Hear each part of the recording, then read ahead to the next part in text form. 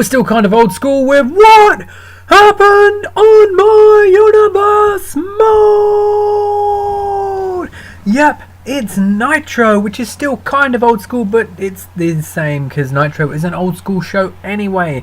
We were in Alamo Gordo, New Mexico. No idea if that's how you pronounce it, but I'll take it. And we were going to have a headlining match between Bret Hart and Shawn Michaels. Cannot wait for that. But we started the show with the man known as Sting going one-on-one with Rikishi. The match began with Sting hitting strikes on the big man before throwing him shoulder first into the corner post. Didn't phase Rikishi though, as he grabbed Sting after and hit him with a suplex, followed by a backbreaker and a sit-out spinebuster. Following that, Rikishi continued hitting a side suplex before going for a belly-to-belly. Sting reversed though, elbowed him and then gave him a tombstone piledriver. Then Sting went for the old faithful neckbreaker and then got reversed by Rikishi, kick to the gut and a clothesline to send Sting to the floor. Rikishi gave Sting several punches to the noggin, but the man known as Sting still had his trump card that he's been using recently. He made the lights go black, and when they came back on, he was standing behind Rikishi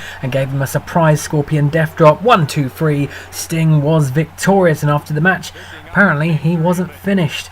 He went and grabbed a chair from the outside and looked like he was about to wail on Rikishi, but Rikishi had a saving grace, and that was the Ultimate Warrior coming out to stop Sting with that chair. The Warrior chased Sting away and then tended to Rikishi, who I assume is a friend, or maybe he's just worried about his fellow man. Either way, we moved on to our next match, which was a tag team contest featuring Ted DiBiase, the $1 Million Man, who was being forced to team with his current rival, the WWE Champion, The Undertaker, to take on the $1 Million Corporation. Now, something doesn't sound right there if $1 Million Man has to team with The Undertaker against his own minions. And he tagged himself in straight away as well. The Undertaker didn't seem happy about it, but the match began and Ted DiBiase started hitting easy shots on his minion Tatanka. First a Russian leg sweep, then choking him. He moved into his corner and The Undertaker tagged himself in as well. And that just gave DiBiase a chance for a cheap shot. He gave him a punch and walked out and let The Undertaker fend for himself. Bam Bam Bigelow grabbed him, hit him with a side suplex and a backbreaker before going for an elbow drop, which he missed. The Undertaker got up, hit him with a flatliner and a DDT, but Bam Bam Bigelow was ready to reverse after that and gave him a back body drop. Back in control, Bam Bam tagged into Tatanka. We got some double teamness with a double back body drop. Tatanka hit an elbow drop, threw the Taker into the corner, but then was dodged, and The Undertaker instead went old school, walking the ropes and giving in that nice big flying chop. From then on, it was Taker time. Undertaker hit some big high impact moves, a big boot, a toss off the second rope, the massive choke slam, and he finished it off with a dirty tombstone pile driver. Before pinning him, he knocked Bam Bam Bigelow off the apron and then beat Tatanka with ease. The Undertaker, despite being down to one man against two, was still victorious. After the match, The Undertaker celebrated with his title belt, but was soon joined by his apparent tag team partner for the night, Ted DiBiase, whose plan was obviously foiled. The Undertaker laid the title down and laid on the gauntlet for DiBiase to come join him in the ring.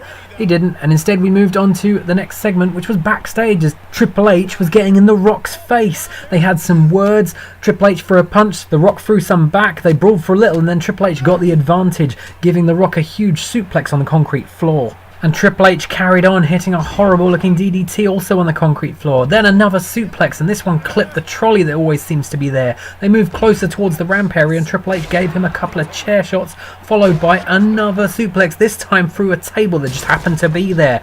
He finished it off with a pedigree, and then the graphic came up to say he was apparently the winner. Back to ringside, and surprisingly, Rikishi was out once again. He wanted another match. He wanted to try and win, and this time he had Andre the Giant in his corner, but his work was cut out for him as he was going one-on-one with Stone Cold Steve Austin. Stone Cold began the match in front with a bulldog and a neckbreaker, but soon he was distracted by the Retro Rumble winner Andre the Giant, and that gave Rikishi the chance to get up and hit that nice suplex he does. Rikishi gave Stone Cold a huge headbutt and a huge shoulder barge. He threw him into the corner, but Stone Cold was able to reverse with an elbow, then gave him a knee in the gut.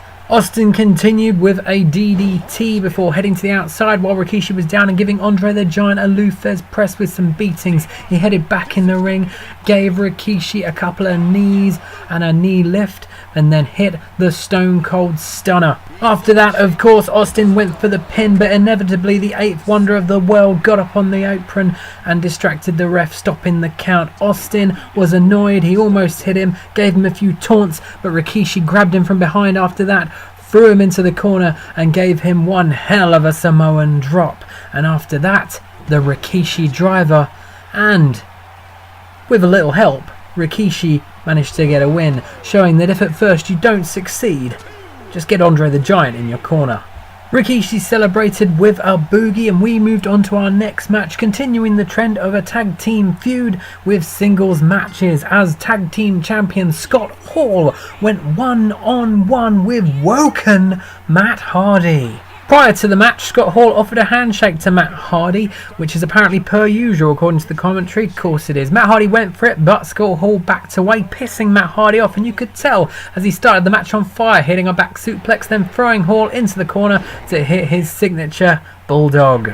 Matt Hardy tried to continue his offense with a neck breaker, but Scott Hall broke free, pushed him away and gave him a big shoulder barge. He picked him up and gave him a side breaker before hitting a Russian leg sweep.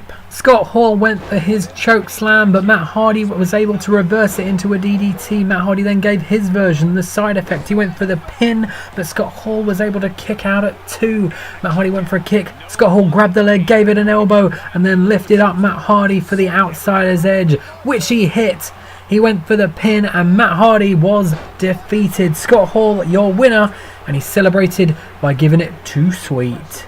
This left us with our Nitro main event, and it was set up last week as Shawn Michaels called out the person he was taking on. It was Shawn Michaels versus Bret Hart, the European champion, who was accompanied by his Hart Foundation cohorts, and it began with Bret Hart hitting a suplex on Shawn Michaels and following that up with an atomic drop.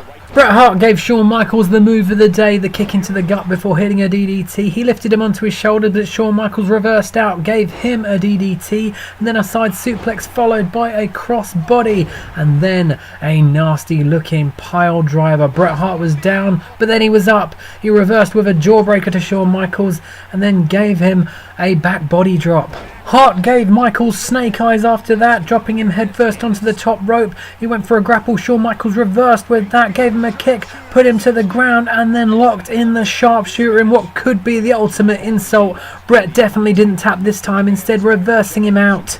Bret Hart went to kick Michaels, but HBK caught it, gave him an elbow, and then before Bret Hart knew what was coming, he got hit with sweet chin music. Shawn Michaels went for the pin, and the European champion just got beat by Shawn Michaels. After the match, Bret Hart offered a handshake, and Shawn Michaels accepted. Maybe they are getting on now, but they're surely going to be facing off against each other soon at the next pay-per-view, Fastlane, for that European title. And that's it for another edition of What Happened on My Universe Mode. Like and subscribe. NXT next.